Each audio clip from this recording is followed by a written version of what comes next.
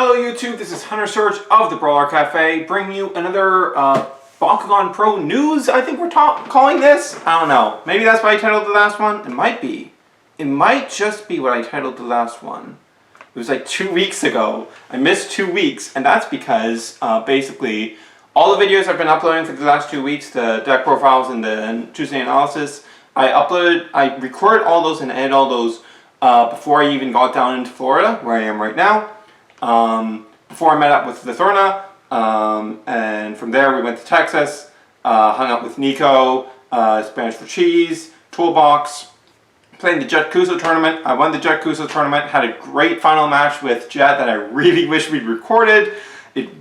Oh my god, I really wish we recorded that. You don't even know how much I wish. Oh god. Oh, biggest regret. Biggest regret of that whole thing. But regardless, it was a great time, and during that time I was like, okay, I don't want to be worrying about keeping my content coming out consistently during that time, so I'm just going to get all done before then, and not worry about any of it while I'm enjoying time with my friends.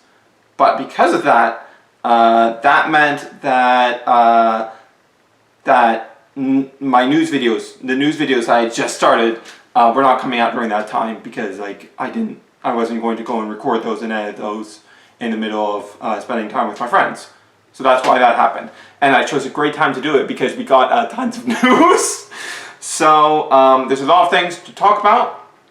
So let's talk about them. Before we get into anything else, I want to address the little thing that's been going around where VK talked about the official release date. Because I understand it's confusing because of the way VK talks about it here, but trust me on this, it is not talking about the card set. So I'm gonna have a screenshot up right here. So in this exchange on the Wiki Discord, Toolbox asks, now that you're active again and a lot of Armored Elite products are hitting store shelves, when is Armored Elite, obviously talking about the card pack, meant to release? And he responds, thank you, you too. Official date, January 15th, which is obviously past at this point.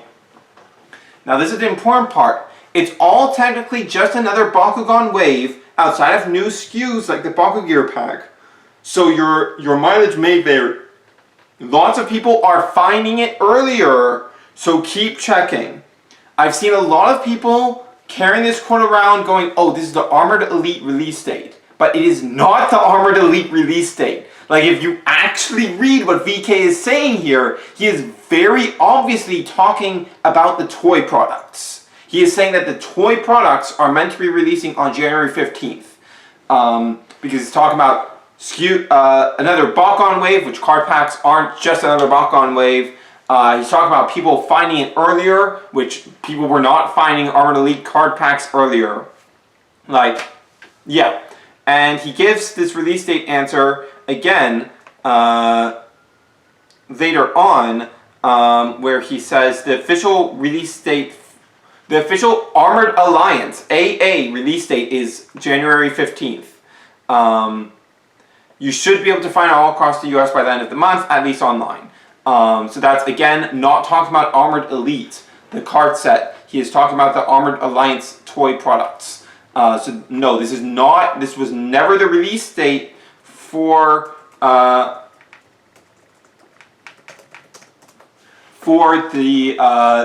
actual card pack. So please stop saying that. We aren't actually past a stated Armored Elite release date, unless VK says at some later date that that's what it actually was. Then screw me, I guess. But regardless, since we last met, we have had many products release. We've had the new 4-packs come out. We've had the new core singles, which just showed up.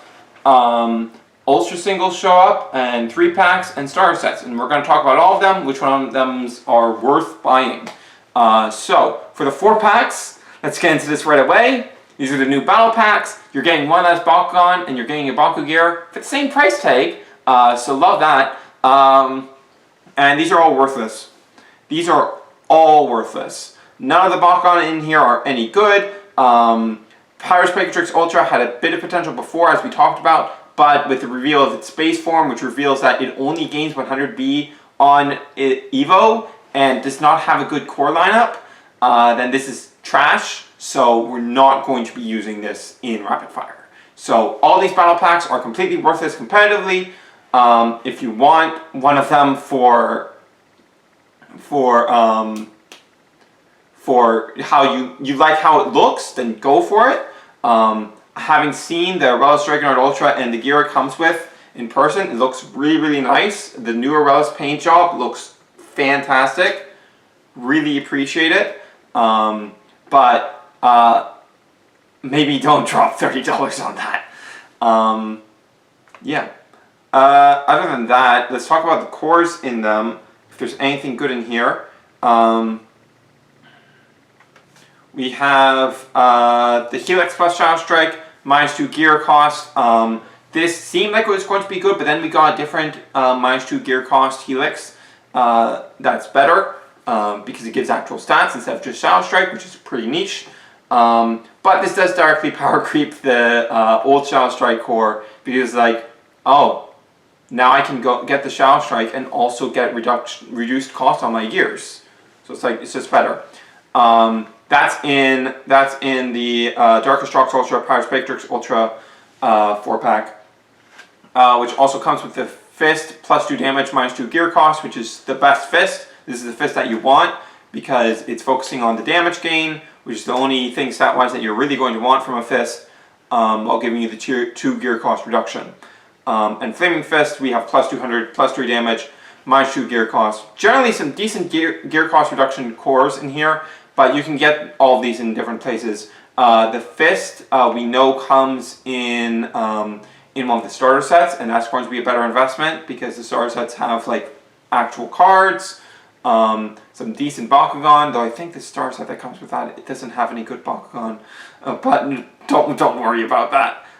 The Flaming Fist can absolutely be found in different stuff. I know this is available in one of the gear singles, one or two, it might be two. I know it's in the Aquos Hydrus one. Yeah, it's in the Aquos Hydrus one and the Ventustrox one. Both come with the +200B, +3 damage, -2 gear cost Flaming Fist. So if you want that, just go for those products. That's going to be the cheapest way to get those. And yeah, there's not really anything else of note when it comes to the cores. Oh, we have in the Relic Dragonard Aquos Howl Core 4-pack, we have the Magic Shield +650 in the new style. But the only Bakugan that carries a Magic Shield in this 4-pack is Chaos Pegatrix Core, which obviously is going to be getting a single in Wave 1 if it showed up in your area, whatever.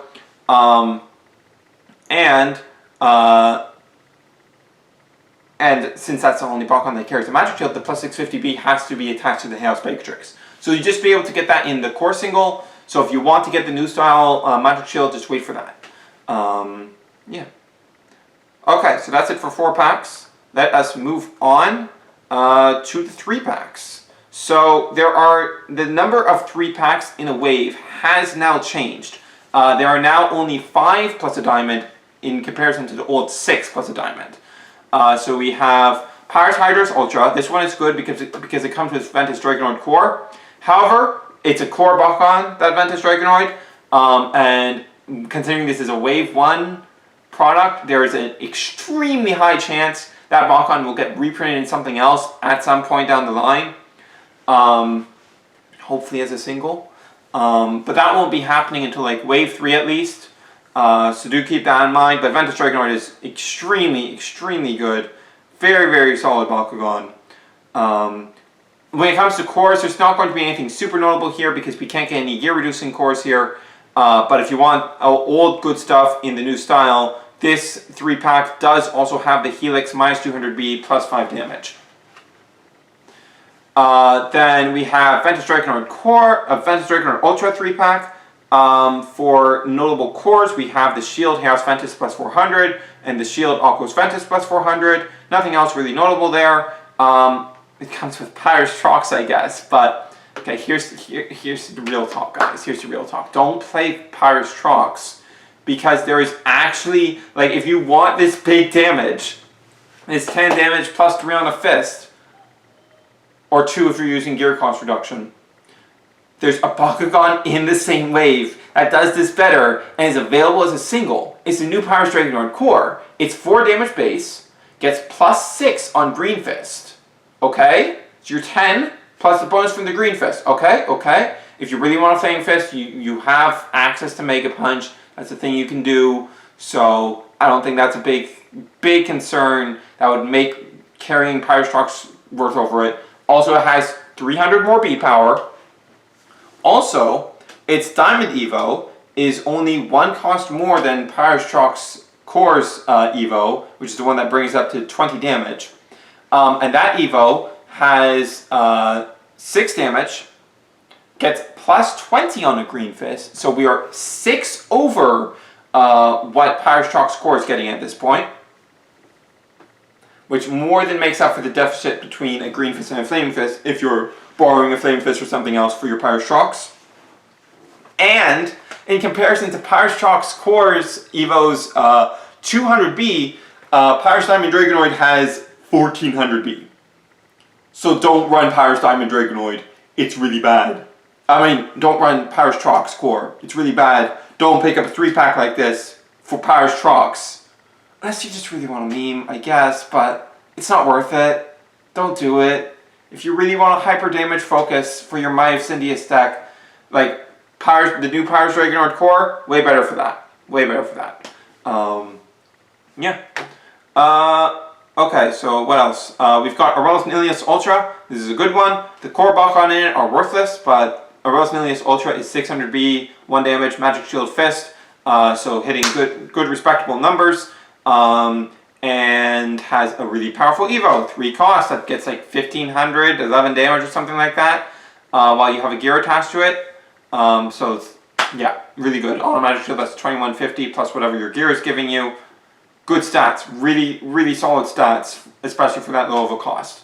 And especially when it's not really gear reliant and core type reliant in any way, which is going to be something that is going to become very valuable going into the future, because it means that you won't be as susceptible to Chaos Pegatrix Ultra. Aside from that, the cores in here, the only good one is Chaos Pyrus plus 400B, Shield. Yeah. I'm not really counting the plus 100 specific factions get plus 3 damage Fist as good or notable anymore, because I feel your Fist should just be spent on gear cost reduction, because Fists are providing so little anyways, unless you're just on them for a moment to play Holy Flame or you Mega Punch them onto your Bakugan. Like, I just feel that those are the Fists you should be running. I don't feel that those faction-specific Fist cores have any real value anymore, which is why I'm skipping over them when I'm going through these value assessments. Chaos Trox Ultra 3-pack, this is probably the best one in the wave. The cores in it aren't completely worthless. Darkest Feral is a Helix Bakugan that has 600B base and 5 damage, so it doesn't zero out its damage, hits 1200B, and its Evo is the only on-open sync currently in the game, so if one wants to abuse Baku Rider to get a bunch of plus 300 boosts, Darkest Feral is how you'd be doing that. And Pyrus Nihilus, as I went over in my Empower video, has future potential due to the fact that it has that on-open make your next Empower effect free. So both those have some potential with the new keywords, but Chaos Trox Ultra is of course 1450B on a Magic Shield, just 800B base, comes with a Magic Shield, okay, and has a really solid Evo that that if you were to play a Divine Intervention deck or something around playing Evos, cheesing high cost Evos for free, maybe you would call it a big boy deck. Very good there. Having a very strong base form really helps in that regard. This also comes with the Magic Shield plus 650, so you're getting that new style Magic Shield plus 650 while you're at it, which is nice. And nothing else of worth here. Okay, moving on. Pyrus Hollow Core Ultra, there's nothing good in this 3-pack. Just completely worthless. Oh god, like, And like the cores are just garbage. All of them. There's like 5 fist cores, and because you can't have gear cost reduction cores in these products that don't have gears and aren't pro products, hee-hoo, you don't get anything. Alright, starter sets. So first we have the Parsnilius Ultra one. This one is very much built around Empower and Boost, but more boost. For notable cores, we have the Flame Fist plus 6 damage. New style Flame Fist plus 6 damage. I think that's going to be epic. Then we have Helix plus 600B minus 3 damage. This is the one that comes with the Fist plus 2 damage, minus 2 gear cost. This star set is probably the weakest one, but despite that, I'd still take it over that pretty worthless battle pack. Because like you're getting multiple good cores in here, and like you get some good cards in here. Like Nature's Wrath is good. Nature's Wrath is good. Oh, Venticyclinator is in here. Wait, no. Venticyclinator isn't good. I'm thinking of Stealth Thruster. Venticyclinator sucks. Let's put an awful awesome rare into this deck. Okay. Yeah, it's just Windstorm and Nature's Wrath for the good cards in here. Yikes. Yikes. The Bakugan aren't very good either. Also, here's an interesting trend that you might notice. The number of flips in these star sets is significantly lower than the ones from Battle Brawlers and Resurgence. This deck has 6 flips, and the other 2 have 4. Not many flips. It seems that the star set designers finally got the memo that people don't want a quarter of their deck to be dead draws. That's not the game people want to be playing. So yeah, that's nice. That's appreciated. Yeah, this star set is not very good. Can we please get something better to get these Fist plus 2 damage, minus 2 gear costs from? Please? I beg of you? Oh god, that's just... Oh, that's really bad. That's really bad.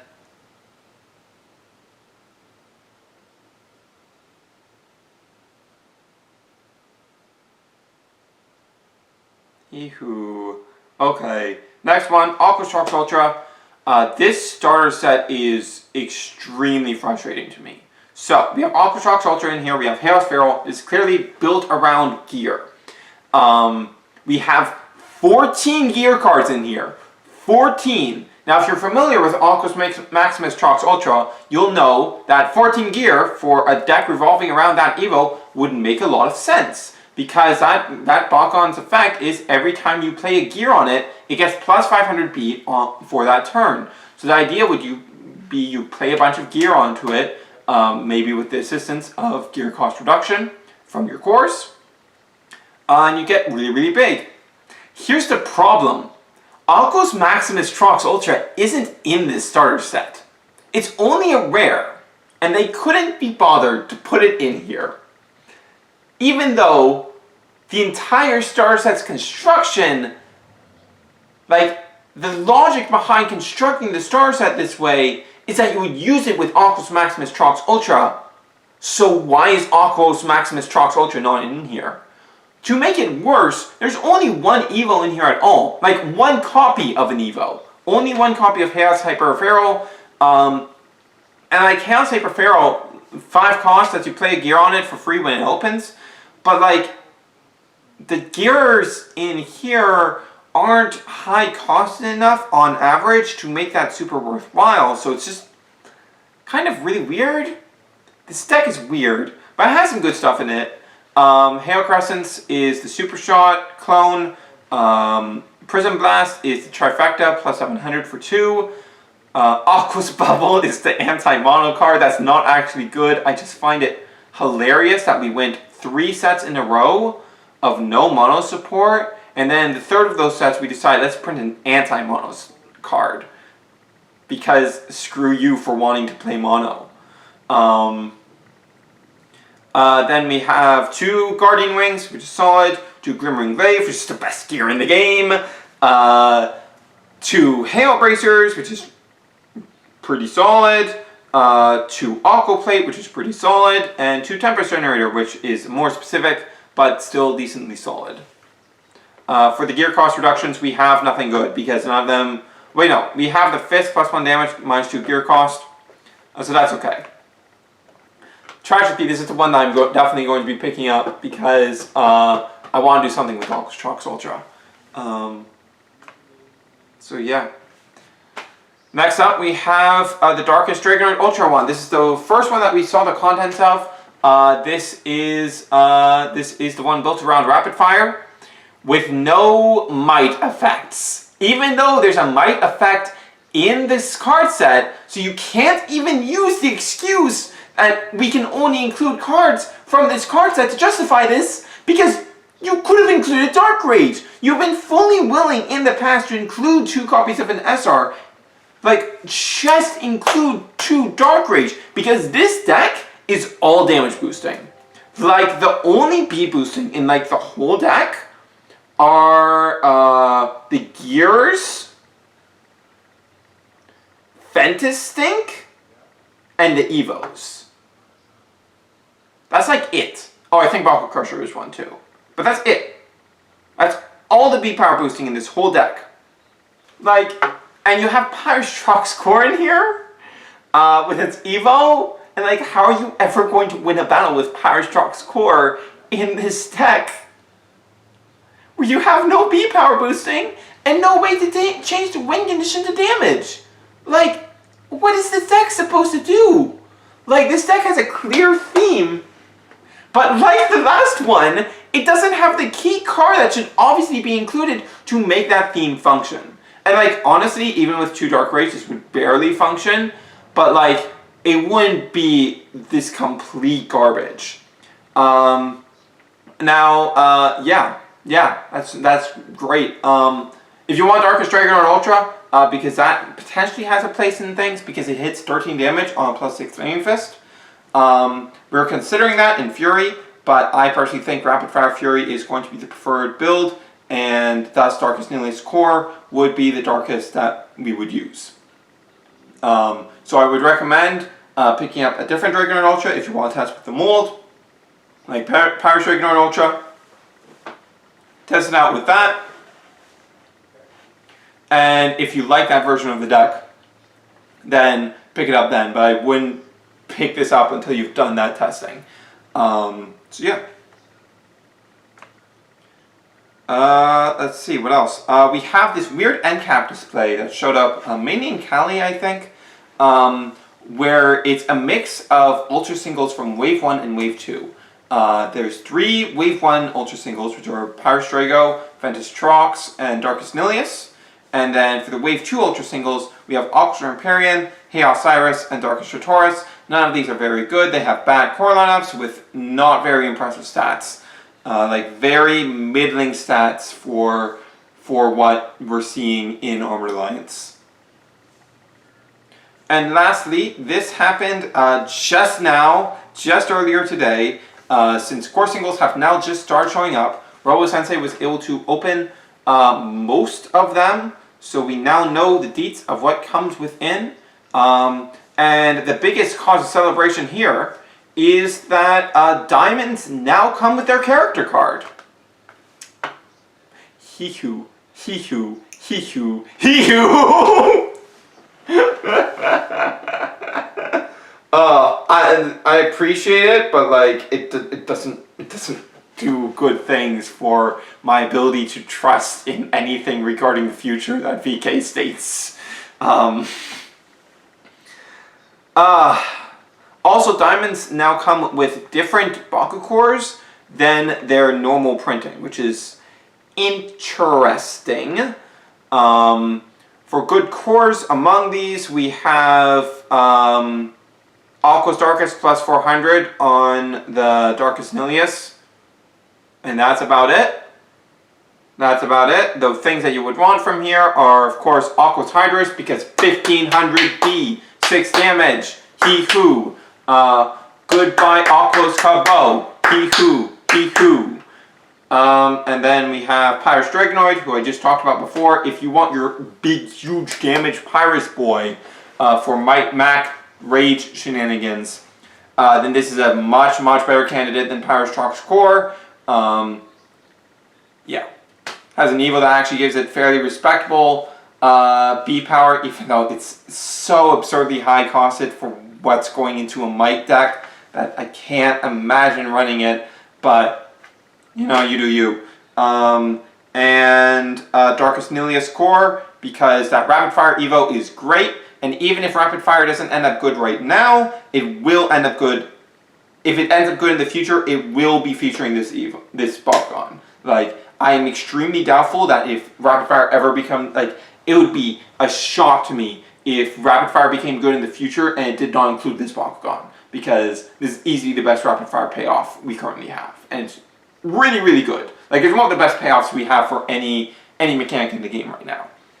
So it's really good. And last thing I want to touch on is the other day, Detective talked on the Wiki Discord about how at the Invitational he was told that there would be blind boxes, seemingly specifically for LGSs in the near future. It also seems, I dug through the message history so that I could make a post on the Brawler Cafe Twitter about this.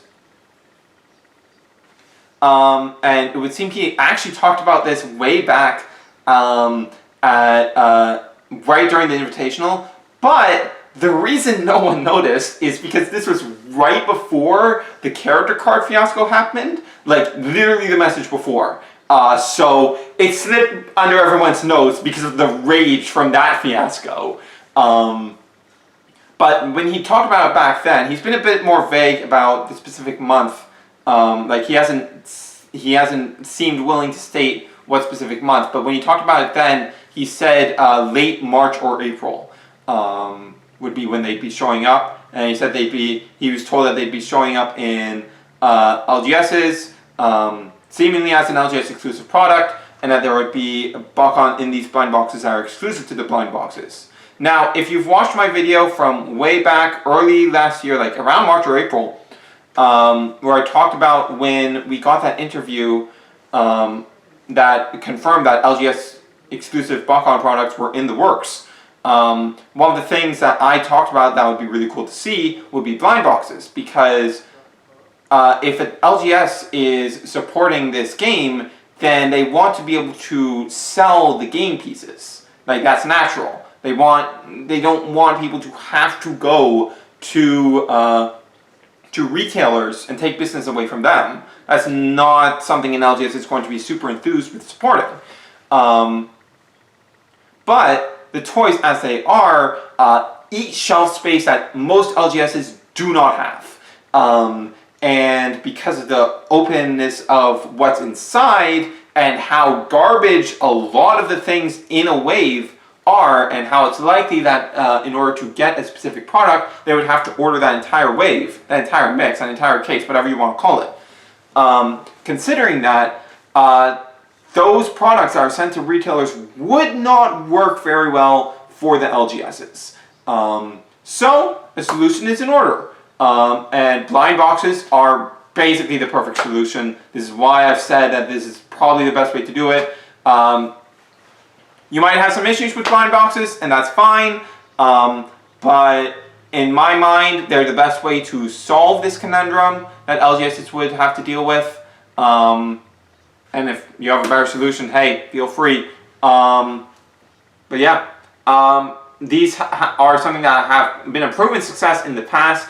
Back in the original line, when it was relaunched in Japan from New Destroy onwards, they did blind boxes a lot.